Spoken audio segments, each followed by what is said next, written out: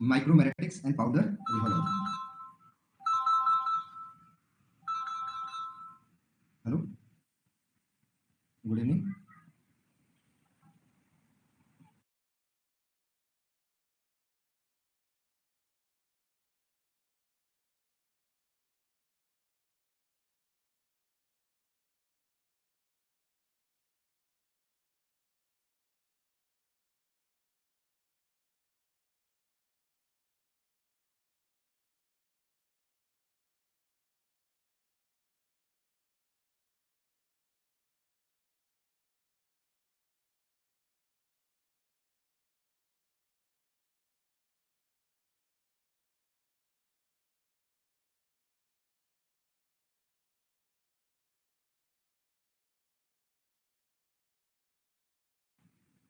Hello, okay. तो एक chapter start कर रहे हैं बच्चों, इसमें हम पढ़ने वाले हैं माइक्रोमेरिटिक्स एंड पाउडर रिहोलॉजी। ठीक है, आवाज आ रही है सभी को?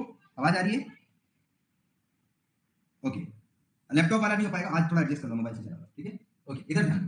तो अगर हम बात कर रहे हैं माइक्रोमेरिटिक्स की, तो बेसिकली बच्चों यहाँ पर हम पाउडर्स की बात करते हैं, और ऐसे पाउडर जो फाइन पाउडर होते हैं, मतलब जो माइक्रो रेंज में पाउडर होते हैं, इस टाइप के पाउडर्स की यहाँ पर बात करते हैं। तो यहाँ पर देखो, सबसे पहले पॉइंट जो लिखा हुआ है, ठीक है, पहले इसका जनरल डिस्क्रिप्शन ही समझ लो, है ना, क्या लिखा हुआ है। तो अगर हम बात करते हैं माइक्रोमेरिटिक्स की, तो माइक्रोमेरिटिक्स में क्या क्या चीजें देखने को मिलती है? Micromeritics involve the study of small particles, study of small particles, and जो कि किस रेंज में होंगे बच्चों? Few micron. माइक्रोन अगर हम बात करेंगे, मतलब अगर आप देखोगे, कन्वर्जन देखोगे, तो एक माइक्रोमीटर की अगर हम बात करते हैं, माइक्रोमीटर की अगर बात करते हैं, तो एक माइक्रोमीटर में कितने मिलीमीटर होंगे बच्चों? ठीक है, तो एक माइक्रोमीटर में 10 टू द पावर 3 मिलीमीटर और 10 टू द पावर -6 मीटर। मतलब ऐसे भी लिख सकते हो, एक मीटर में 10 टू द पावर 6 माइक्रोमीटर। ठीक है, दोनों तरीके से लिख सकते हो, या अगर आप ऐसे लिखोगे एक माइक्रोमीटर में, तो ये माइनस में लग जाएगा, 10 टू द पावर -6 मीटर। तो कंफ्यूज नहीं होना, ठीक है। एक मीटर में 10 की पावर 6 माइक्रोमीटर होते हैं, और अगर आपसे एक माइक्रोमीटर पूछे तो उल्टा लिखोगे 10 की पावर -6 मीटर। ठीक है, सेंटीमीटर पूछे तो कितना हो जाएगा? 10 की पावर -4 सेंटीमीटर। ठीक है, ऐसे भी कर सकते हो, एक मीटर में कितने माइक्रोमीटर? 10 की पावर 6 माइक्रोमीटर। एक सेंटीमीटर में कितने माइक्रोमीटर? तो क्या लिखोगे? 10 की पावर 4 माइक्रोमीटर। ठीक है, क्लियर है। तो यहाँ पर हम माइक्रोमीटर की बात करें, तो माइक्रोमीटर का कन्वर्जन पता होना चाहिए कि एक मीटर में कितना, एक सेंटीमीटर में कितना, एक मिलीमीटर में कितना। ठीक है, इसमें तो किसी को कोई डाउट नहीं होना चाहिए कि एक मिलीमीटर में कितने माइक्रोमीटर हो सकते हैं, एक सेंटीमीटर में कितने हो सकते हैं। ठीक है, चलो। अब ऐसा क्यों करते हैं? सबको पता है कि अगर आप किसी भी पार्टिकल का साइज छोटा करोगे, अगर साइज छोटा करोगे तो सरफेस एरिया क्या होगा? बढ़ जाएगा। ठीक है, इसमें कई बच्चों को डाउट होता है, ये भी समझ लो। मान लो ये एक बड़ा पार्टिकल था, इस बड़े पार्टिकल को ब्रेक करके मैंने छोटे छोटे पार्टिकल में कन्वर्ट कर दिया। ध्यान समझना, इस बड़े पार्टिकल को ब्रेक किया और छोटे पार्टिकल में कर दिया। अभी पहले आपने इसका सरफेस एरिया मेजर किया, ठीक है, सरफेस एरिया मेजर किया। मान लो इसका सरफेस एरिया आ रहा था 2 माइक्रोमीटर स्क्वायर। ठीक है, ये सरफेस एरिया आ रहा था। फिर मैंने क्या किया? इन सबका सरफेस एरिया निकाला, इन सबका सरफेस एरिया मेजर किया। जब मैंने सबका सरफेस एरिया मेजर किया, तो मान लो ये सरफेस एरिया आया मेरे पास टोटल का 6 माइक्रोमीटर स्क्वायर। पहले 2 था, अभी कितना हो गया? 6 माइक्रोमीटर स्क्वायर। आपको ये फ्री वाली सरफेस दिखी। तो यहाँ पर कितनी सरफेस फ्री थी? सिर्फ 2। यहाँ पर कितनी सरफेस फ्री हो गई? 6 माइक्रोमीटर स्क्वायर। और इसी फ्री सरफेस को तो हम क्या बोलते हैं? Surface free energy. इसी चीज को हम और क्या बोलते हैं? सरफेस फ्री एनर्जी भी बोलते हैं। तो याद रखना, जब भी आप किसी भी पार्टिकल का साइज छोटा करते हो, तो सरफेस एरिया तो बढ़ता ही बढ़ता है, साथ में उसकी क्या बढ़ जाती है? एनर्जी भी बढ़ जाती है। तो अगर एरिया बढ़ेगा बच्चों, तो उसका डिसोल्यूशन भी बढ़ेगा। ठीक है, तो कोई भी ड्रग का यदि आप साइज छोटा करोगे, ठीक है ना, जब भी आप साइज छोटा करोगे, तो एरिया भी क्या होगा? बढ़ जाएगा। नैनोमीटर, तो एक मीटर में 10 टू द पावर 6 माइक्रोमीटर और 10 टू द पावर 9 नैनोमीटर और 10 टू द पावर 10 एंगस्ट्रॉम। ठीक है, क्लियर है? तो ऐसे भी याद रख सकते हो। चलो अगले पॉइंट पर चलते हैं कि अगर डिसोल्यूशन बढ़ेगा, तो डिसोल्यूशन बढ़ने से क्या बढ़ेगा? एब्जॉर्प्शन भी बढ़ेगा। ठीक है ना। और अगर आप पार्टिकल साइज रिड्यूस कर रहे हो, और रिड्यूस करके आपने पार्टिकल साइज को यूनिफॉर्म कर दिया, ठीक है ना, तो हम क्या देखते हैं? अगर यूनिफॉर्म साइज के पार्टिकल साइज हैं और उससे आप सस्पेंशन बना रहे हैं, इमल्शन बना रहे हैं, ठीक है ना, तो उससे हम क्या देखते हैं कि यूनिफॉर्म साइज से क्या बढ़ती है बच्चों? ठीक है ना, यहाँ पर एनर्जी से मतलब नहीं है, यहाँ पर हम बात कर रहे हैं यूनिफॉर्म से। क्योंकि अगर आप माइक्रोन रेंज में किसी को भी लेकर के आ रहे हो, मतलब साइज रिडक्शन यदि आप कर रहे हो, यूनिफॉर्म साइज में लेके आ रहे हैं, तो यूनिफॉर्म साइज करने से हम क्या देखते हैं? किसी भी सिस्टम की यूनिफॉर्मनेस होने से क्या बढ़ती है? स्टेबिलिटी भी बढ़ती है और डोज यूनिफॉर्मिटी भी बढ़ती है। क्लियर है? ओके।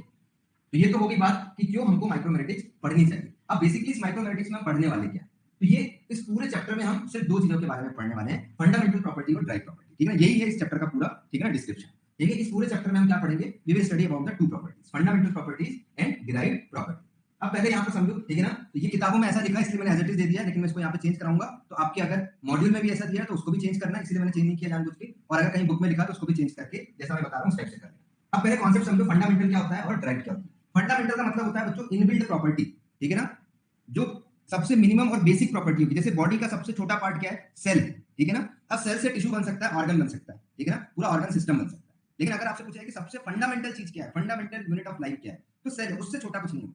ठीक है, तो जब भी हम ऐसी किसी चीज की बात करते हैं कि जो सबसे स्मॉलेस्ट हो, सबसे फाइन हो, सबसे यूनिट हो, है ना, जिससे सब कुछ बनाया जा सकता है, तो सब कुछ ब्रेक करने के बाद आप वहां पर पहुंचोगे। ठीक है, जैसे मान लो अगर हमें किसी चीज का मेजरमेंट करना है तो सबसे स्मॉल चीज क्या होगी, लेंथ। ठीक है ना, अब अगर मुझे लेंथ पता चल जाए तो मैं लेंथ से एरिया निकाल सकता हूँ, लेंथ से वॉल्यूम निकाल सकता हूँ, ठीक है ना, किसी भी चीज को मेजर कर सकता हूँ। लेकिन सबसे स्मॉलेस्ट चीज क्या होगी, सबसे स्मॉलेस्ट चीज क्या होगी, सबसे बेसिक या फंडामेंटल क्या होगा, लेंथ होगा। ठीक है ना, ऐसे ही अगर कोई पर्सन है, ठीक है ना, तो पर्सन का मान लो मेरा बॉडी वेट जो हो गया मेरी फंडामेंटल प्रॉपर्टी होगी, और एक और पर्सन है, ठीक है, एकदम उसका बॉडी वेट थोड़ा सा कम है, मेरा बॉडी वेट मान लो थोड़ा सा ज्यादा है, ठीक है, और हमने कहा दोनों जन दौड़ लगाओ, तो मैंने देखा भाई जो लड़का बुलका था वो तेजी से दौड़ गया, मैं धीमे दौड़ पाया। तो हमारी अगर हम बात करते हैं कि जो रेट ऑफ वेलोसिटी थी या स्पीड थी दौड़ने की, वो क्या हो गई, हम दोनों की ड्राइव प्रॉपर्टी हो गई। ठीक है ना, जो किस पे डिपेंड कर रही थी, वेट और हाइट पे डिपेंड कर रही थी। तो ऐसी प्रॉपर्टी जो किसी और पे डिपेंड करती है। ठीक है ना, तो जैसे अगर हमने दौड़ना स्टार्ट किया तो दौड़ने की प्रॉपर्टी किस पे डिपेंड कर रही थी कि किसकी फिटनेस कैसी है, किसका वेट कैसा है। ठीक है, तो जब कभी भी किसी चीज को कैलकुलेट करने के लिए, ठीक है ना, जैसे मान लो सपोज एग्जांपल देते हैं, ठीक है, कि किसी भी मान लो ये एक पार्टिकल है, ऐसे समझो मैंने ये पार्टिकल बना दिया। ठीक है, अब आपको सोच के बताना है कि ये पार्टिकल का जो शेप है, ठीक है ना, एक पार्टिकल ऐसा है और एक पार्टिकल ऐसा है। ठीक है ना, तो इसका शेप कैसा दिख रहा है, इसका शेप कैसा है बच्चों, सर्कुलर है, और इसका शेप कैसा है ना, ट्रायंगुलर। अब मुझे बताओ अगर हम दोनों को एक सरफेस से, ठीक है ना, एक इंक्लाइन सरफेस से छोड़ देते हैं तो किसकी स्पीड ज्यादा होगी, सर्कुलर वाले की कि ट्रायंगुलर वाले। ठीक है ना, अगर हम दो पार्टिकल को, एक सर्कुलर शेप का पार्टिकल है और एक ट्रायंगल शेप का पार्टिकल है, और उसको किसी प्लेन से हम छोड़ देते हैं, तो जल्दी बताओ तेजी से कौन नीचे जाएगा और कौन जो है वो स्लो स्लो नीचे जाएगा, सर्कुलर वाला। इसका मतलब क्या हुआ कि शेप जो है वो फंडामेंटल प्रॉपर्टी है। ठीक है ना, और जो फ्लो प्रॉपर्टी है वो ड्राइव है। शेप की वजह से अगर शेप चेंज करता हूं तो प्रॉपर्टी क्या होगी, चेंज हो जाएगी। तो जो फंडामेंटल प्रॉपर्टी क्या होगी उसकी, फंडामेंटल प्रॉपर्टी क्या हो गया, शेप हो गया।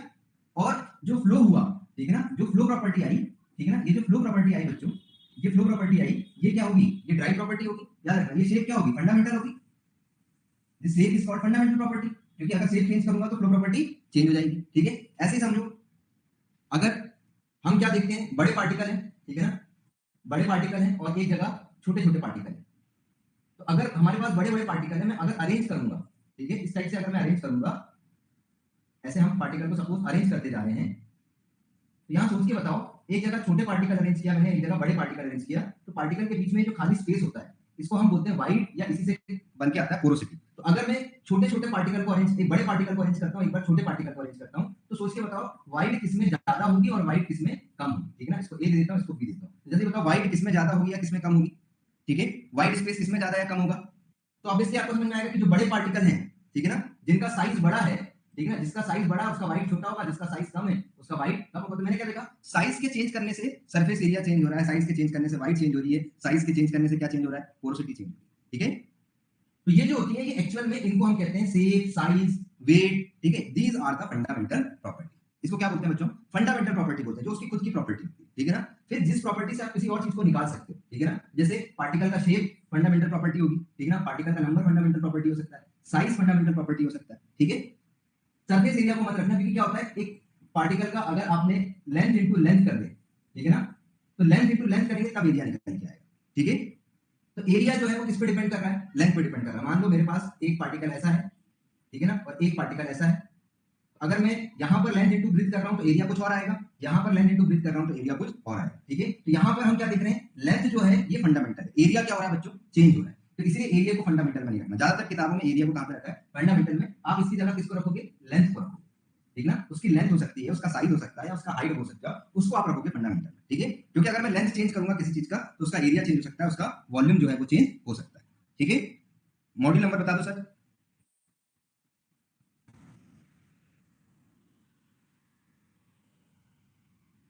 क्लियर है, तो एरिया जो होगा वो ड्राइव हुआ, लेंथ चेंज करूंगा तो एरिया जो है वो चेंज हो जाएगा। एरिया को इधर ऐड कर लो, ठीक है, एरिया को इस तरफ ऐड कर लो। कई जगह हमने एरिया को भी वहीं पे लिख दिया है।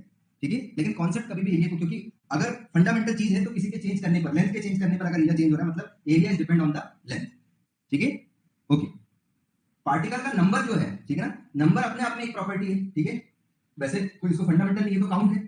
ठीक है ना, पार्टिकल का, ठीक है ना, मान लो ये यहां पर हमने सपोज पार्टिकल का काउंट कम या पार्टिकल का काउंट अगर हम ज्यादा करेंगे, मान लो आप एक सिलेंडर में, है ना, भर रहे हो किसी चीज को, ज्यादा पार्टिकल होंगे तो ज्यादा एरिया ऑक्यूपाई करेंगे, कम पार्टिकल होंगे कम एरिया ऑक्यूपाई करेंगे। तो पार्टिकल नंबर ठीक है ना, particle number is individual property, ठीक है। पार्टिकल नंबर कम या ज्यादा करने से, ठीक है, ज्यादा लोग होंगे ज्यादा जगह ऑक्यूपाई करेंगे, कम लोग होंगे कम जगह ऑक्यूपाई, ठीक है।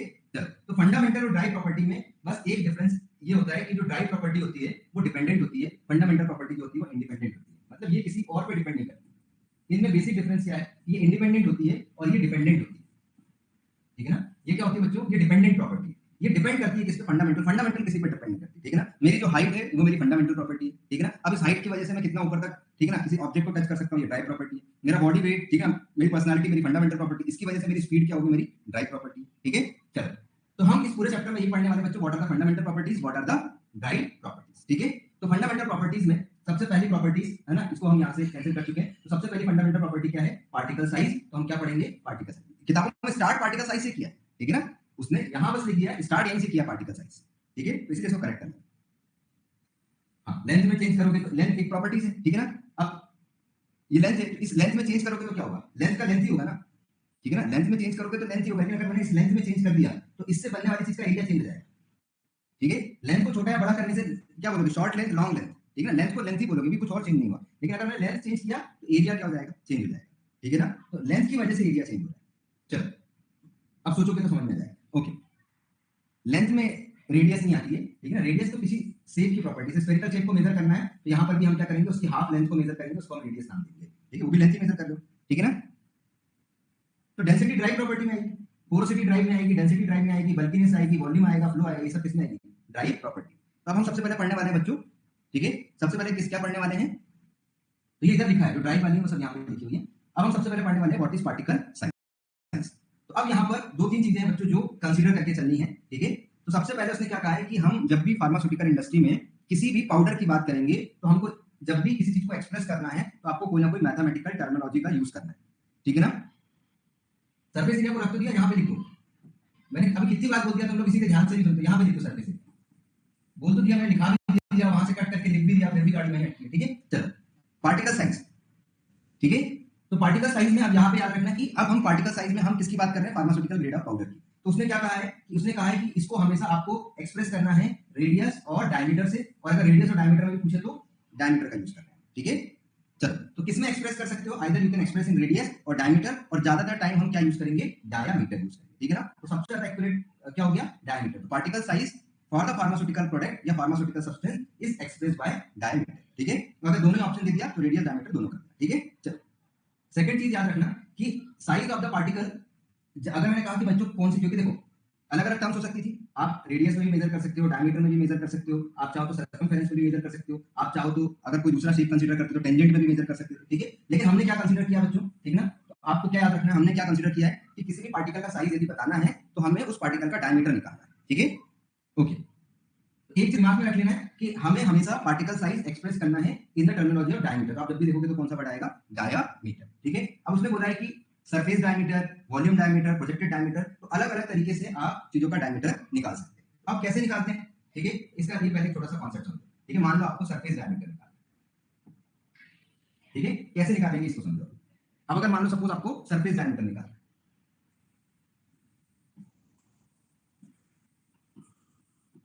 ठीक है, तो सबसे पहले कुछ कंसीडरेशन कर लो, ठीक है। कुछ कंसीडरेशन कर लिया। पहला कंसीडरेशन क्या है कि आपको कंसीडर करके चलना है, ठीक है ना, कि जो ऑल पार्टिकल है ये आपको कंसीडर करके चलना है, ठीक है। फिर ये क्यों कंसीडर किया वो भी समझ में आएगा, ठीक है। आपको कंसीडर करना है all particle are in spherical shape, ठीक है। तो आप शेप भी कोई ना कोई तो कंसीडर करना ही था, ठीक है। आपने क्या कंसीडर किया कि पार्टिकल क्या है, स्फेरिकल शेप में है। अब दूसरा है कि आपको जो भी मेजर करना है, ठीक है ना, साइज मेजर करने के लिए, ठीक है ना, साइज मेजर करने के लिए साइज को आप कैसे एक्सप्रेस करोगे, तो आप इस स्फेरिकल शेप का क्या मेजर करोगे, डायमीटर मेजर करोगे, ठीक है। अब वो डायमीटर मेजर करने के तरीके अलग अलग होंगे, ठीक है। अब डायमीटर क्योंकि पार्टिकल सही में तो स्फेरिकल होगा नहीं, ठीक है ना। अभी तो आपने एज्यूम किया है, ठीक है। एज्यूम क्यों किया है कि अगर मुझे किसी चीज के बारे में पता करना है, ठीक है ना, कि कोई चीज कितनी अच्छी, तो मान लो अब मुझे पता करना है कि कितनी हाइट के लोग हैं, ठीक है। तो मैं क्या करूंगा, एक पर्टिकुलर हाइट को एज्यूम कर लूंगा कि हम कंसीडर करते हैं, मान लो ये एक स्टैंडर्ड हाइट है, तो मान लो आपने किसी की 5.5 हाइट को कंसीडर कर लिया। तो अब क्या होगा, कुछ लोग या तो इससे ज्यादा हाइट के मिलेंगे, इसके बराबर मिलेंगे, या इससे कम मिलेंगे। तो आप ये बता सकते हो कि इससे ज्यादा वाले कितने, इससे कम वाले कितने, इसके बराबर कितने। तो किसी चीज को समझने के लिए अगर हमारे पास एक्चुअल आइडिया नहीं है तो पहले हम किसी चीज को क्या करते हैं, बेस बना लेते हैं। तो हमने क्या किया, स्फेरिकल पार्टिकल को बेस बना दिया अपना, ठीक है ना, कि अगर हमको किसी भी पार्टिकल का शेप और साइज मेजर करना है तो हम क्या करेंगे, स्फेरिकल का मेजर कर लेंगे, फिर उससे आइडिया लगा लेंगे कि स्फेरिकल के बराबर आ रहा है, कम आ रहा है या ज्यादा आ रहा है। तो स्फेरिकल कंसीडर किया पहले, और फिर स्फेरिकल को भी मेजर करने के लिए कंसीडर कर लिया डायमीटर। अब जब भी आप किसी टेक्निक से कोई मेजरमेंट करोगे किसी भी इंस्ट्रूमेंट से, तो वहां पर आप मेजर करोगे एरिया और आप मेजर करोगे वॉल्यूम। ठीक है, क्या क्या मेजर करोगे बच्चों, एरिया मेजर करोगे और वॉल्यूम। ध्यान समझना, यहाँ पर कंफ्यूजन होता है बच्चों को। ठीक है, या तो आप एरिया मेजर करोगे या वॉल्यूम। चलो, तो अगर हम एरिया की बात करते हैं, स्फेरिकल का एरिया, सर्कल का एरिया नहीं, ठीक है। स्फेरिकल मतलब बॉल होगी, सर्कल मतलब रिंग होगी, ठीक है ना, इसमें कंफ्यूज नहीं होना। सर्कल मतलब रिंग, स्फेरिकल मतलब बॉल। अगर स्फेरिकल का, अगर मैं स्फीयर की एरिया की बात कर रहा हूँ, ठीक है ना, कंफ्यूज नहीं होना, एरिया ऑफ स्फीयर की बात कर रहा हूँ। ठीक है, क्योंकि पाउडर है, पार्टिकल है, तो वो कैसा होगा, तो कैसा होगा, एरिया क्या होता है 4 पाई आर स्क्वायर। सही है कि नहीं, जल्दी बताओ। स्फीयर का एरिया क्या होगा, ठीक है, सर्कल में सर्कल पाई आर स्क्वायर होता है, एरिया ऑफ स्फीयर क्या होगा 4 पाई आर स्क्वायर। ठीक है, ओके। और वॉल्यूम ऑफ स्फीयर क्या होगा बच्चों, ये होता है 4/3 पाई आर क्यूब। ठीक है, ये दोनों समझ में आ गया, अगर नहीं पता था तो याद रखना आपसे। ठीक है, यहां से एक बड़ा इंपॉर्टेंट कंक्लूजन निकल के आएगा। ओके, अब यहां पे ध्यान से समझना, एरिया ऑफ स्फीयर इसको कैसे लिख सकता हूं, ठीक है ना। अब ये 4 है यदि, ठीक है ना, तो 4 को अगर मैं इस पाई को आगे कर देता हूं, ठीक है, पाई को मैंने आगे लिख दिया, 4 आर स्क्वायर लिख सकता हूं कि नहीं लिख सकता हूं, जल्दी बताओ। बताओ, ये जो मैंने लिखा है और ये मैंने लिखा है, दोनों सेम है कि अलग अलग है, दोनों सेम ही है मैथमेटिकली, जल्दी से रिप्लाई किया करो यस या no. 4 pi r square, pi 4 r square, दोनों सेम है कि डिफरेंट है, जल्दी फास्ट रिप्लाई करो, सेम है कि डिफरेंट है, ठीक है, सेम है। चलो, अब बताना, 4 को क्या मैं 2 की पावर 2 आर स्क्वायर लिख सकता हूं कि लिख सकता हूं, बताओ ये सही लिखा है कि गलत लिखा है, जल्दी जल्दी रिप्लाई करो, सही लिखा है कि गलत लिखा है। पाई आर 2 की पावर 2 आर की पावर 2 सेम है। चलो, तो मैं इसको ऐसे भी लिख सकता हूं, पाई दोनों की पावर है तो ये 2 आर ऐसे लिख सकता हूं, बताओ सही लिखा है ये, जल्दी बताओ सही लिखा है, पाई 2 आर की पावर 2 सही लिखा है। चलो, और आपको सबको पता है कि 2r मतलब रेडियस का जो डबल होता है उसको डायमीटर बोलते हैं, 2r is equal to d। ठीक है, तो 2r is equal to d होता है, मतलब जहां पे 2r लिखा है वहां पे मैं d लिख सकता हूं, तो क्या हो जाएगा, पाई d की पावर 2 हो जाएगा, पाई d स्क्वायर हो जाएगा। जल्दी बताओ सही लिखा है, हाँ ठीक है। तो इसका मतलब है, एक बार क्वेश्चन ऐसे पूछा गया था, एरिया ऑफ द स्फीयर, ठीक है, क्वेश्चन क्या था, एरिया ऑफ द स्फीयर। ठीक है, ऑप्शन ए दिया हुआ था पाई आर स्क्वायर, ऑप्शन बी दिया हुआ था पाई डी स्क्वायर, ऑप्शन सी दिया हुआ था 4 पाई डी स्क्वायर, और ऑप्शन डी दिया हुआ था ऑल। ठीक है, कौन सा करेक्ट होगा, कौन सा करेक्ट होगा, जल्दी बताओ कौन सा करेक्ट है, एरिया ऑफ द स्फीयर। ठीक है, area of the sphere correct answer क्या होगा, ठीक है, समझ में आ गया सभी को, तो करेक्ट आंसर क्या होगा, पाई डी स्क्वायर। ठीक है, तो इसी के लिए स्टेटमेंट लिखा जाता है कि कोई भी जो स्फेरिकल पार्टिकल होता है वो डायरेक्टली प्रोपोर्शनल होता है, डायरेक्टली प्रोपोर्शनल होता है किसके, स्क्वायर ऑफ द डायमीटर। ठीक है, area is directly proportional to square of the diameter. ठीक है ना, ओके। और वैसे देखो इसको कैसे लिखा है, तो 4/3 को, ठीक है ना, 4/3 पाई आर क्यूब, तो इसने क्या किया, ऊपर भी 2 से मल्टीप्लाई कर दिया, नीचे से भी 2 से मल्टीप्लाई कर दिया। बताओ, अगर मैं ऊपर और नीचे दोनों जगह 2 से मल्टीप्लाई कर दूं तो मैथमेटिकली ये सेम है कि अलग है। अगर मैं 4/3 पाई आर क्यूब को अगर ऐसे लिख दूं, 2 × 4 divide by 2 × 3 pi r cube, है ना, इसलिए नहीं। जल्दी बताओ, ये दोनों सेम है कि अलग अलग है, जल्दी रिप्लाई करो, सेम है। इसको मल्टीप्लाई करूंगा तो ये क्या हो जाएगा, 4 को भी ऐसे लिख सकते हैं, 2 × 2 × 2 ऐसे लिख सकते हैं, और इसको 6 लिख सकते हैं, पाई आर क्यूब लिख सकते हैं। ठीक है, ये तो ऑलरेडी पूछा हुआ क्वेश्चन कराया है ना, ये ऑलरेडी पूछा हुआ। ठीक है, अब वो पूछा है तो ये भी पूछ सकता है, तो जल्दी बताओ ऐसा लिख सकते हैं, ये सही है कि नहीं है, ठीक है, सेम है। अब बताओ, अगर 2-3 बार लिखा है तो मैं इसको ऐसा लिख सकता हूँ, 2 की पावर 3 पाई आर की पावर 3 डिवाइडेड बाय 6 ऐसा लिख सकता हूँ। जल्दी रिप्लाई करो भाई, तुम लोग इतना सोच के रहे, ऐसा लिख सकता हूँ कि 3 बार 2 लिखा है तो उसको 2 की पावर 3 लिख सकता हूँ। चल, अगर मैं लिख सकता हूँ तो इसको ऐसा भी लिख सकता हूँ, पाई को आगे कर देता हूँ तो 2 की पावर 3 आर की पावर 3 डिवाइडेड बाय 6 लिख सकता हूँ। अगर इसको ऐसे लिख सकते हैं तो ऐसा भी लिख सकते हैं, पाई 2r इन दोनों की पावर 3 कर दूं डिवाइडेड बाय 6। ठीक है, यहां तक सही है। चलो, तो फिर से देखो, इस 2r को d लिख सकता हूं, अगर इस 2r को d लिख सकता हूं, ठीक है, तो मैं वहां वाला यहां पे फिर से लिख देता हूं, देखो ऐसे लिखा है वहां पे, पाई 2r की पावर 3 डिवाइड बाय 6, और 2r को d लिख सकता हूं बच्चों, तो जहां पे 2r लिखा है वहां पे d हो जाएगा, उसकी पावर 3 और क्या हो जाएगा 6। ठीक है, तो अगर क्वेश्चन में आपसे पहले क्या पूछा था, एरिया पूछा था, अब अगर क्वेश्चन में वॉल्यूम ऑफ द स्फीयर पूछ ले, ठीक है ना, वॉल्यूम ऑफ द स्फीयर पूछ ले, ठीक है, वॉल्यूम ऑफ द स्फीयर के लिए स्फेरिकल पार्टिकल पूछे और अब आपको ऑप्शन दे दिया जाए, ठीक है, दूसरे पेज में लिख देते हैं, ठीक है, क्वेश्चन पूछ लिया जाए कि बताओ अगर आपके पास आपने स्फेरिकल पार्टिकल कंसीडर किया है, volume of the spherical particle क्या होगा, volume of the spherical particle, ठीक है, तो कैसे कैसे एक्सप्रेस कर सकते हैं। मान लो पहला ऑप्शन दिया उसने 4/3 पाई आर क्यूब, दूसरा ऑप्शन दिया पाई/6 बी क्यूब, तीसरा ऑप्शन दिया पाई आर क्यूब, चौथा ऑप्शन दिया a and b both. Correct answer क्या होगा, जल्दी बताओ, जल्दी बताओ भाई, करेक्ट आंसर क्या होगा, करेक्ट आंसर क्या होगा, फास्ट रिप्लाई किया करो, अगर सब चीज समझ में आई तो टाइम क्यों लग रहा है, ठीक है, करेक्ट आंसर इज डी, ठीक है, ये भी सही है, ये भी सही है, मैंने कहा था ना कि हम ज्यादातर डायमीटर के टर्म में एक्सप्रेस करेंगे, ठीक है ना, तो रेडियस और डायमीटर दोनों में एक्सप्रेस किया सकता है, लेकिन जब भी आप फार्मास्यूटिकल कैलकुलेशन करोगे वो हमेशा क्या यूज करेगा, डायमीटर यूज करेगा, इसीलिए ये फार्मूला हमारे लिए इंपॉर्टेंट है, बाकी कहीं पे यूज नहीं होते, ठीक है, क्योंकि हमको डायमीटर में कैलकुलेट करने होते हैं, हमारे लिए जो भी मशीन मेजरमेंट करती है, जो भी सॉफ्टवेयर है उनके, वो डायमीटर बता रहे हैं, इसलिए हमने रेडियस को किसमें कन्वर्ट कर रखा है, डायमीटर, ठीक है, तो हमारा करेक्ट आंसर क्या हो जाएगा, D, the correct answer is D, ठीक है, चलो समझ में आ गया सभी को इसमें यहाँ पे। चलो अगले पॉइंट पे चलते हैं, तो हमने सबसे पहले क्या निकालना है, सरफेस डायमीटर निकालना, क्या निकालना है बच्चों, सरफेस डायमीटर निकालना। अब मैंने कहा कि आपको कंसीडर ही क्या करके चलना है, पहले कंसीडर क्या करके चलना है, स्फीयर कंसीडर करके चलना है, तो सबसे पहले हमने क्या किया बच्चों, स्फीयर कंसीडर कर लिया, ठीक है, मैंने एक छोटे साइज का स्फीयर ले लिया, एक थोड़ा बड़े साइज का ले लिया, एक उससे बड़े साइज का, एक उससे बड़े साइज का और एक उससे बड़े, ठीक है,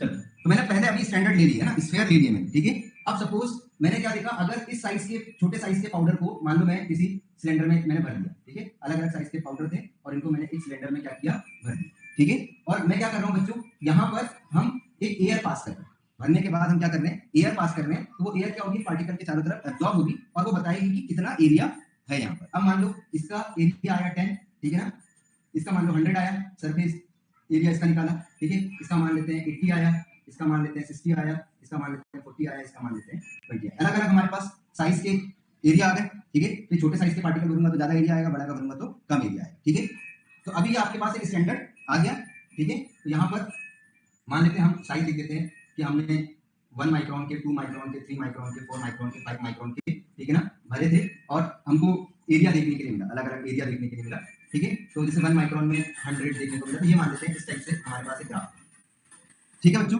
अब मैंने क्या किया, अननोन सैंपल आपको दे दिया, एक पाउडर दे दिया, मैंने बोला कि जाओ इसका साइज पता करके आओ, ठीक है, अब आपने क्या किया, उसके अंदर सिलेंडर के अंदर भर दिया, जिससे आपने गैस पास की, ठीक है, आपने उस गैस मटेरियल को पास कर दिया और पास करने के बाद आपको एक रीडिंग आई, ठीक है ना, वो रीडिंग आई करीब, ठीक है ना, वो रीडिंग आपकी कितनी आ रही थी, मान लो वो रीडिंग 60 के आसपास है, 59.98 है, ठीक है, आपकी रीडिंग कितनी आई, 59.9। तो अब आप क्या करोगे, आप मैच करोगे कि इनमें से किसके साथ वो मैच कर रहा है, ठीक है, इसमें से क्या कर रहा है, किस चीज के साथ वो मैच कर रहा है, तो आपने देखा कि वो इस वाली वैल्यू के साथ मैच कर रहा है, ठीक है, तो आप क्या बोलोगे कि जो सरफेस एरिया या जो साइज मेरे इस स्फेरिकल पार्टिकल का होगा वही लगभग साइज किसका होगा, इस पाउडर का होगा, क्योंकि दोनों का एरिया क्या कर रहा है, मैच कर रहा है, दोनों का एरिया क्या कर रहा है, मैच कर रहा है। तो हर बार क्या करोगे आप, क्योंकि आपने पहले कंसीडर किया एक स्टैंडर्ड, आपने स्टैंडर्ड का पहले क्या निकाल लिया बच्चों, एरिया, फिर कोई भी अननोन सैंपल का निकालोगे और वो आप देखोगे किससे मैच कर रहा है, किसके क्लोज आ रहा है, ठीक है, तो जिसके वो क्लोज आएगा, जिसके एकदम नियर आएगा, आप क्या करोगे, उस वाले पार्टिकल का साइज मेजर कर लोगे, इसका डायमीटर मेजर कर लोगे, ठीक है, और आप बोलोगे जो इसका डायमीटर होगा वही डायमीटर किसका होगा, मेरे अननोन का होगा, क्योंकि इसका सरफेस एरिया इसका सरफेस एरिया क्या कर रहा है, मैच कर रहा है, ठीक है, तो आप क्या निकालोगे बच्चों, जो इसका आएगा, आप एक्जेक्टली इसका तो पॉसिबल नहीं, क्योंकि इसके साइज तो पता नहीं कैसे होंगे, इसके साइज तो इरेगुलर होंगे, तो हम अप्रोक्सीमेटली साइज निकालेंगे, एक्चुअल तो पॉसिबल ही नहीं था, इसीलिए तो हमने कंसीडर किया था कि एक्जेक्टली साइज हम मेजर नहीं कर सकते हर किसी का, इसीलिए हमने क्या किया, एक्जेक्टली मेजर करना पॉसिबल नहीं था, तो हमने क्या किया, उनकी कोई ना कोई ड्राइव प्रॉपर्टी को पकड़ लिया, ठीक है, तो हमने देखा कि इसकी ड्राइव प्रॉपर्टी ये आ रही थी और इसकी ड्राइव प्रॉपर्टी ये आ रही है, ये दोनों मैच कर रही है, तो जिससे मैच कर रही है इसकी फंडामेंटल मेजर कर लो, इसका साइज मेजर कर लो, तो वही साइज हम क्या लिख देंगे, इसका लिख देंगे अप्रोक्सीमेट करके कि लगभग इतना साइज होगा, ठीक है, एक्चुअल साइज मेजर करना पॉसिबल नहीं है, इसीलिए इस जो भी डायमीटर हम फार्मास्यूटिकल इंडस्ट्री में लिखते हैं उसको हम एक्चुअल डायमीटर नहीं बोलते, उसको हम रिलेटिव डायमीटर बोलते हैं, क्योंकि आपने किसी के साथ क्या किया है, रिलेट किया है, ठीक है। चलो अब अपन चलते हैं पहली डेफिनेशन पे जो यहाँ पर लिखी है, दैट इज सरफेस डायमीटर, ठीक है, तो वो क्या बोल रहा है, it is the diameter of sphere, ठीक है, अब ध्यान से देखो, मैंने इसलिए बोला था कि आपको कंसीडर करना है, तो यहाँ पर भी डेफिनेशन में क्या लिखा है कि सरफेस डायमीटर क्या होता है बच्चों, it is the diameter of sphere having the same surface area as that of asymmetrical particle, ठीक है। अब मेरे हिसाब से डेफिनेशन पढ़ते से समझ में आ जानी चाहिए क्या लिखा हुआ है, ठीक है, तो डेफिनेशन में क्या बोल रहा है, क्या मेजर करोगे, it is the diameter of sphere, आपने डायमीटर ऑफ स्फीयर देखा, ठीक है ना, having the same surface area as that of the asymmetrical particle, तो एसिमेट्रिकल पार्टिकल जिस सरफेस एरिया के साथ मेजर हुआ था, आपने उस वाले स्फीयर का डायमीटर ले लिया और वही बता दिया आपने कि जो पाउडर सैंपल आपने मेरे को दिया था उसका रिलेटिव डायमीटर लगभग इतना होगा, तो आपने कैसे मेजर किया, ठीक है ना, आपने डायमीटर कैसे मेजर किया, by considering the surface area, ठीक है, क्लियर हो गई बात? ओके, अगला क्या लिखा है? Volume diameter. ठीक है, अगला क्या लिखा है? Volume diameter. नीड क्या है? साइज मेजरमेंट करने। अब मान लो आपको टैबलेट बनानी है, ठीक है ना, तो अगर पाउडर सेम साइज के नहीं होंगे तो उनकी मिक्सिंग प्रॉपर नहीं होगी, ठीक है ना, तो आपको अगर मान लो 4 या 5 चीज मिक्स करनी है तो सबके पार्टिकल साइज क्या होना चाहिए? सेम होना चाहिए। इसीलिए तो घर में भी क्या करते हो, रोटी बनाते समय आपने देखा कि आटा थोड़ा मोटा पिसा हुआ है तो क्या करोगे, उसको छान लेते हो। क्यों छानते हो? ताकि आप चाहते हो कि यूनिफॉर्म साइज के पार्टिकल। अगर यूनिफॉर्म नहीं होगा तो आप क्या देखोगे कि जो आपकी फॉर्मेशन बन रही है, जो चपाती बन रही है, ठीक है ना, वो स्मूथ नहीं बनेगी, वो रफ बनेगी, क्योंकि पार्टिकल यूनिफॉर्म साइज के नहीं है। तो यूनिफॉर्म साइज करने के लिए आपको बिना साइज के आइडिया कि आप नहीं कर सकते। तो एक तरीका तो ये था साइज मेजर करने का। दूसरा क्या है? Volume diameter. ठीक है ना भाई, इतना इजी तरीके से बता रहा हूँ, फिर बोलो रिपीट कर दो, ठीक है? बात समझ में आई कि नहीं आई? चलो अगले पॉइंट पे चलते हैं, वॉल्यूम डायमीटर। वॉल्यूम डायमीटर, अब वॉल्यूम डायमीटर मतलब अगर तुम लोग ने अपने बचपन में एक कौवे वाली कहानी सुनी होगी कि उसको प्यास लगी, वो गया और उसने एक मटके में पानी था, थोड़ा सा कंकड़ डाला, पानी ऊपर आया और पानी पी लिया। अगर आपको वो स्टोरी याद है, ठीक है ना, तो वॉल्यूम डायमीटर समझ में आएगा। स्टोरी सुनी वाली, ठीक है? उसको प्यास लगी थी तो वो गया, उसने कंकड़ पत्थर डाले उसके अंदर, पानी ऊपर आया और पानी पी लिया। अब बस वो यहाँ पे वही कर रहे हैं, ठीक है? अभी क्या किया बच्चों, अपने अलग अलग साइज के पार्टिकल ले लिए, ठीक है? मान लो एक 100 माइक्रोमीटर का पार्टिकल ले लिया, ठीक है, एक 200 माइक्रोमीटर का ले लिया, एक 300 का ले लिया, एक 400 का ले लिया, एक 500 का लिया, ठीक है, समझाने के लिए ये मैंने अलग अलग साइज के पार्टिकल ले लिए, ठीक है? हमारे पास मान लो समझने के लिए ऐसा समझो कि ये एक मेजरिंग सिलेंडर है, इसके अंदर, ठीक है, स्केल बनी हुई है और अभी यहाँ पर 1 लीटर तक पानी भरा हुआ है, ठीक है?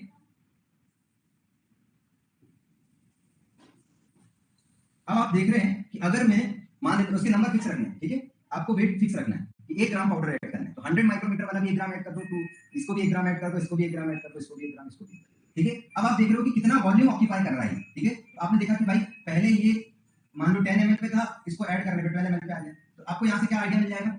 वॉल्यूम का आइडिया मिल जाएगा, ठीक है ना? इन सब के लिए वॉल्यूम का आइडिया मिल जाएगा। तो जैसे अपन मान लेते हैं कि इन्हें वॉल्यूम में चेंज कितना किया, 10 चेंज किया, 20 किया, इसने उसके वॉल्यूम में 30 का चेंज किया, इसने 40 का चेंज किया, ये रीडिंग में 50 का, ठीक है? 10 20 30 40 50 इतने का उसके वॉल्यूम में क्या आ गया? चेंज आ गया। ऐसे अब मैंने क्या किया, इनका फिक्स किया था कि मैंने हर एक साइज के 1 ग्राम पाउडर ऐड किए थे। अब मेरे को एक अननोन दे दिया किसी ने, ठीक है ना, कि अननोन का बताओ कितना होगा, तो मैंने अननोन का भी क्या किया, 1 ग्राम सैंपल लिया और उसको इसके अंदर क्या कर दिया, ऐड कर दिया। अब मैंने ऐड किया तो मान लो मेरी जो रीडिंग आई, ठीक है, वो आई 19.98 ऐसे कुछ है, तो ये एकदम किसके क्लोज है बच्चों? ये 20 के क्लोज में है एकदम। तो मैं क्या करूंगा, इस वाले साइज को कंसीडर कर लूंगा, ठीक है ना? ये जो 200 माइक्रोमीटर वाला मैंने पार्टिकल यूज किया है, ठीक है ना, यही वाला साइज किसका होगा? मेरे पाउडर का होगा, जो मैं पाउडर यूज कर रहा हूं। अब की बार मैंने क्या किया, फिर से एक रिलेटिव प्रॉपर्टी को कंसीडर किया, ठीक है ना भाई, मेरे को साइज नहीं पता था, साइज ऑफ फंडामेंटल प्रॉपर्टी, मैंने क्या किया, उनकी ड्राइव प्रॉपर्टी पकड़ ली, इसका जो वॉल्यूम आएगा और इसका जो वॉल्यूम आएगा, तो दोनों के वॉल्यूम को मैंने मैच किया, जहां पर मैच कर गया वो वाला साइज मैंने कंसीडर कर लिया। अब मुझसे कोई पूछेगा बताओ अननोन का साइज कितना है, तो मैं क्या बता दूंगा, इस अननोन का साइज जो है वो अप्रोक्सीमेटली 200 माइक्रोमीटर होगा, ठीक है भाई? एक्चुअली एक पार्टिकल को मेजर कर ही नहीं सकता था मैं, तो मुझे कोई ना कोई रिलेटिव तरीका निकालना था, कंसीडर करने का, लगभग अंदाजा लगाने वाला तरीका निकालना। एक तरीका था मेरे पास सरफेस एरिया वाला, दूसरा तरीका क्या आ गया मेरे पास, वॉल्यूम, ठीक है ना? ठीक है, अगर 15 आया तो ठीक है, चलो ये भी अच्छा डाउट है, ठीक है, कैसे समझो, ठीक है, कैसे कंसीडर करते हैं?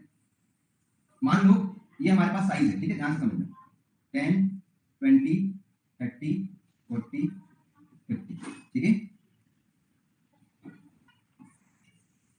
ऐसे देखते हैं 2 4 6 8 और 10, मान लो ये मेरे पास साइज है, और अपन मान लेते हैं यहाँ पर ये इनका चेंजिंग वॉल्यूम आ रहा है 10 20 30 40 50, ठीक है? अब ध्यान समझना, ठीक है, मान लेते हैं इस 2 का आया 10, 4 का आया 20, 6 का आया 30, 8 का आया 40, और ध्यान से समझो, सुनना नहीं, क्योंकि अब ये कोई नहीं सिखाएगा, ठीक है? ये एक लाइन खींच रही है। अब क्या होता है बच्चों, कोई भी जो ग्राफ होता है, वो ध्यान समझना, कोई भी जो ग्राफ होता है उसमें इसको हम बोलते हैं एक्स एक्सिस, इसको हम बोलते हैं वाई एक्सिस, ठीक है? और जहां से लाइन शुरू होती है, जैसे मान लो अगर अभी तो लाइन यहां से शुरू हो रही है, ठीक है, कुछ ग्राफ में क्या होता है, लाइन मान लो यहां से शुरू होती है, मान लो 10 से शुरू हो रही है, ठीक है, तो जहां पर ये लाइन कट करती है, जैसे इसने यहां पे कट किया, इसने यहां पे कट किया, तो जहां पर कट करती है उसको बोला जाता है इंटरसेप्ट। उसको क्या बोला जाता है? इंटरसेप्ट। जैसे इसका इंटरसेप्ट होगा 10, इस वाले ग्राफ में इंटरसेप्ट क्या होगा? 0। और ये जो लाइन का झुकाव होता है इसको बोला जाता है स्लोप, ठीक है, इसको क्या बोला जाता है? इसको बोला जाता है स्लोप, ठीक है, इसको क्या बोला जाएगा? इसको बोला जाएगा स्लोप। तो अभी जब भी आपको किसी लाइन का स्लोप निकालना होता है तो स्लोप का फॉर्मूला क्या होता है बच्चों? स्लोप का फॉर्मूला होता है y2 y1 divided by x2 x1, ठीक है, और स्लोप को रिप्रेजेंट करते हैं हम m से और इंटरसेप्ट को रिप्रेजेंट करते हैं c से, ठीक है ना? आज सीख लो, जिंदगी भर काम आएगा, क्योंकि आगे कोई नहीं सिखाएगा, ठीक है? तो अब यहाँ पर ऐसे ध्यान से समझो, ये x है और ये y है, ठीक है, तो ये होता है, यहाँ पर अगर आप देखेंगे तो ये हर एक पॉइंट पर x1 ये y1, ठीक है ना? फिर यहाँ पर अगर आप देखोगे हर एक यहाँ पर जो भी पॉइंट होगा ये x1 y1 होगा और दूसरे वाला जो पॉइंट होगा ये क्या होगा x2 y2 होगा, ठीक है ना। दो पॉइंट के बीच का लेना है तो किसी भी दो पॉइंट को ले सकते हो। तो यहाँ पर पहला x लिखना है तो पहला x क्या हो गया 2, y लिखना है तो क्या हो गया बच्चों y सॉरी 10। ऐसे इसके लिए लिखोगे x2 तो x क्या है 4 और y क्या है 20। अब इस फॉर्मूले में रख दो तो y क्या था बच्चों आपके पास 20 - 10 और 4 - 2। तो अगर आप इसको सॉल्व करोगे तो क्या जाएगा यहाँ पे 10/2 मतलब क्या जाएगा 5। तो हर एक पॉइंट का स्लोप क्या आएगा सेम आएगा। तो यहाँ पर एक स्ट्रेट लाइन का फॉर्मूला बनता है उसको हम बोलते हैं y = mx + c, ठीक है। तो y का क्या मतलब है, y का मतलब है ये y एक्सिस, x का मतलब है ये x एक्सिस। स्लोप कितना है आपका 5, तो आप क्या करोगे 5x, इंटरसेप्ट क्या है बच्चों आपका 0। अगर ये मेरे पास ग्राफ है तो इसकी इक्वेशन क्या बन गई, इसकी इक्वेशन बन गई y = 5x। अब यहाँ पर ध्यान रखना बच्चों ये y एक्सिस पे जो था ये y जो था यहाँ पर मैंने रखा था वॉल्यूम और x जो था ये मेरा क्या था, ये मेरा था साइज। x क्या था मेरा साइज। अभी अननोन सैंपल का मैंने निकाला और वो मेरे पास क्या है वॉल्यूम। मान लो अननोन सैंपल का वॉल्यूम आएगा 15, ठीक है ना 5/x। अब अगर मैं इसको सॉल्व करूंगा x की वैल्यू क्या जाएगी 15/5। तो मतलब इक्वेशन से भी मैं निकाल सकता हूँ उसका साइज, ठीक है। तो एक तरीका है अगर आपको पॉइंट मिल गया, अगर आपको पॉइंट मिल गया तो डायरेक्ट निकाल लो, अगर पॉइंट नहीं मिला तो आप पहले स्ट्रेट लाइन की इक्वेशन बनाओ और इक्वेशन को सॉल्व करके कर सकते हो, ठीक है ना। ये जो फॉर्मूला होता है ये स्लोप का फॉर्मूला होता है, ठीक है ना। स्लोप मतलब क्या होता है m, ठीक है ना। तो ये जो हमने m निकाला, ठीक है ना, m निकाला, ये m आया था 5, x मतलब था आपका साइज, इंटरसेप्ट मतलब ये लाइन क्योंकि 0 से स्टार्ट हुई है तो इंटरसेप्ट क्या हो गया 0। तो अगर पॉइंट आपको आपके पॉइंट से मैच खा रहा है तब तो प्रॉब्लम ही नहीं है, और अगर ऐसी वैल्यू आ गई जो पॉइंट से मैच नहीं कर रही है तब आप क्या करोगे इक्वेशन से निकालो, ठीक है ना। तो आजकल तो सॉफ्टवेयर होते हैं ऑटोमेटिक कैलकुलेट करके दे देते, ठीक है। क्लियर होगी बात। अगर आपको सरफेस डायमीटर पूछेगा तो आप क्या निकालोगे, सबसे पहले surface area of the spherical particle और उसको कोरिलेट करोगे surface area of the asymmetrical particle, ठीक है। क्लियर हो गई बात। वॉल्यूम डायमीटर हुआ तो क्या निकालोगे volume of the spherical particle and compare with the volume of unknown particle, उससे क्या कोरिलेट करोगे उसका डायमीटर, ठीक है। 15 कैसे आया, 15 कहां आया था, 20 में से 10 गए 10 बचा, 4 में से 2 गए 2 बचा, ठीक है। हाँ 15 कैसे आया, 15 हमारा अननोन का आया। अभी मैंने बोला ना एक अननोन सैंपल लिया, ठीक है, एक अननोन सैंपल लिया, एक अननोन सैंपल लिया 1 ग्राम, ठीक है। मशीन ने इसका वॉल्यूम बताया 15 ml, ठीक है। मेजरिंग सेंटर में कितना आया 15 ml, तो मैंने 15 ml रख दिया, मुझे वॉल्यूम पता था साइज तो पता नहीं था, तो इक्वेशन ने मुझे क्या निकाल के दे दिया साइज निकाल, ठीक है ना।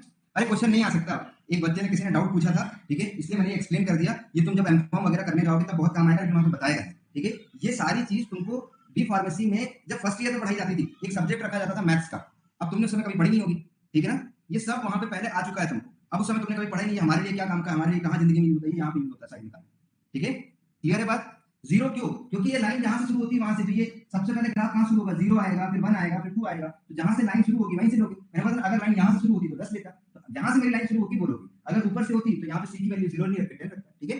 तो सी 0 वो क्यों हुआ, ग्राफ जहां से शुरू होता है वहां से पॉइंट लेते हैं। मेरा ग्राफ 0 से शुरू हो रहा था तो 0 ले लिया, अगर 10 से शुरू होता तो 10 ले लेते, ठीक है। हाँ 8वीं 10वीं 12वीं ऐसे पढ़ाई होगा तुमने, ठीक है। एक चीज हमेशा याद रखना, हायर क्लास में चले गए हो इसका ये मतलब नहीं कि आपको फंडामेंटल नहीं आना चाहिए, आना चाहिए, ठीक है। तभी आप एक अच्छे जाकर के अच्छे प्रोफेशनल, या अगर आप एमकॉम जैसी चीजों की तैयारी कर रहे हो, आपको एमकॉम अगर करना तो आपका फाउंडेशन स्ट्रांग होना चाहिए, ठीक है, तभी आपकी वैल्यू होगी, ठीक है ना। अगर आप किसी बड़ी पोस्ट पे जाना चाहते हो, ठीक है, तो इसके लिए बहुत जरूरी है, ठीक है ना।